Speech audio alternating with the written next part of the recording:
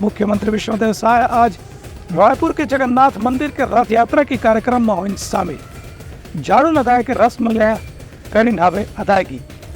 मुख्यमंत्री विष्णुदेव साय आज रायपुर में राजधानी स्थित जगन्नाथ मंदिर में रथ यात्रा के आयोजन में शामिल हुए। ये मौका में मंदिर में रथ यात्रा के शुरुआत के समय होने वाला झाड़ू बुहारे के रस्म में भी मुख्यमंत्री गौरव के साथ में शामिल हुए। ये मौका में मुख्यमंत्री कहीं कि रायपुर में जगन्नाथ मंदिर के निर्माण होने से यहाँ लोगन मंडा पुरी के भगवान जगन्नाथ के दर्शन सहज ही हो जाते। उनकर रस्म के बाद रथ यात्रा के भीतर सजावट के साथ में जगन्नाथ, सुभद्रा और बलभद्र की प्रतिमा सजा करके निकालेगी। एवं राजधानी के गणमान्य नागरिक मन और श्रद्धालुमन भी बड़ी संख्या में शामिल हुई। मुख्यमंत्री इनकी उड़ीसा और छत्तीसगढ़ के सांस्कृतिक रूप से जो मेल जोल है ओखर से रथ यात्रा के तिहार ला बहुत ही उत्साह के साथ में मनाए जाते। Bureau report Uttarakhand news.